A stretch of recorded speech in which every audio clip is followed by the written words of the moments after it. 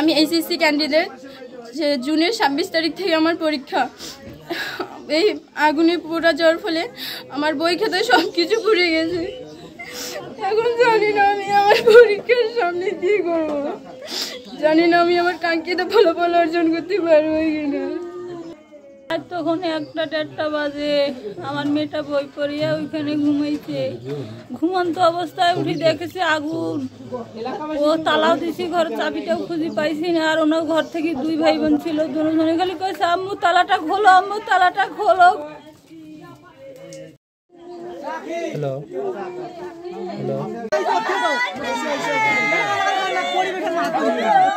তো বই পড়তে পড়তে কখন যে ঘুমাইছিলাম এটা বুঝতে পারিনি। তারপর হঠাৎ করে এই যে বাড়ির পিছন সাইডে দেখতেছি কারো হাঁটার শব্দ। তারপর বৃষ্টিও হালকা হালকা পড়তেছিল, অতটা কানে নেয়নি।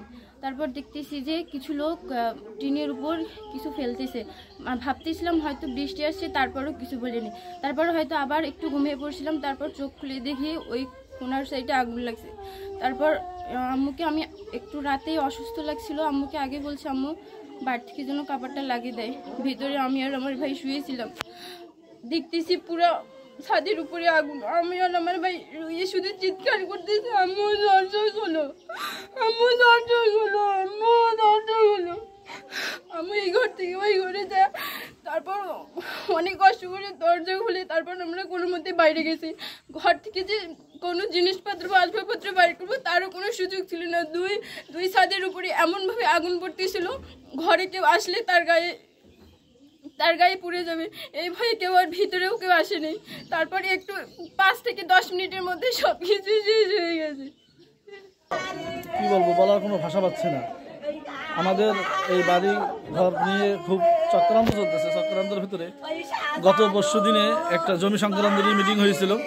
মিটিং হওয়ার পরে পরস্পর আপোষের ভিতরে একটা কথা হয়েছিল। সেই আপোষের ভিত্তিতে আমরা কিন্তু অনেক দূর এগিয়ে গিয়েছিলাম, যার ঝগড়া ফাঁসার জন্য না হয়।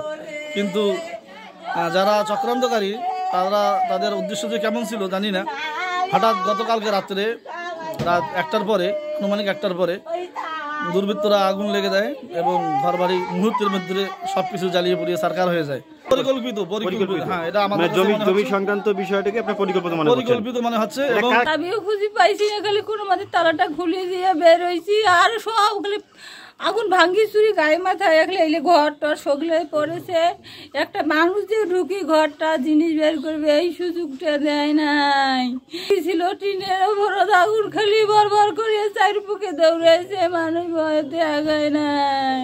আসসালামু আলাইকুম। আসলে গতকালকে রাত এটা সম্ভবত হচ্ছে 1টার পরে হবে। 1টার পরে যে আমার কাছে একটা ফোন আসলো যে এরকম বাঙালিপুর ইউনিয়নে আপনার 5 নম্বর ওয়ার্ডের জোয়ারদার পাড়ায় যেখানে আগুন লাগছে।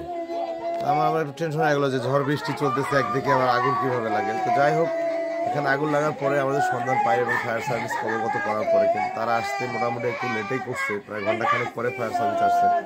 ব্যাপারটা আসলে খুব দুঃখজনক এবং আমি মনে করি যেহেতু এখানে একটা জায়গা জমি সংক্রান্ত একটা পারিবারিক দ্বন্দ্ব চলতেছে, সুতরাং এই আগুন লাগার বিষয়টা একটা সুষ্ঠু এবং নিরপেক্ষ তদন্ত হওয়া দরকার। আসলে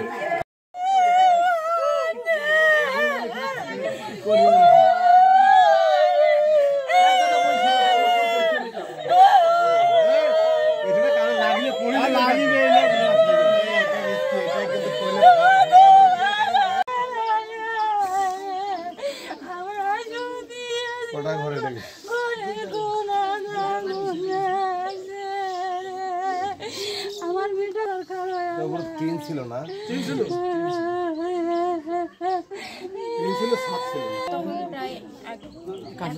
দেখতেছেন যে আগুন লাগছে। এখানে তার মিথ্যার কোনো অবকাশ নেই। আছে আগুন লাগছে, এটাই সত্য।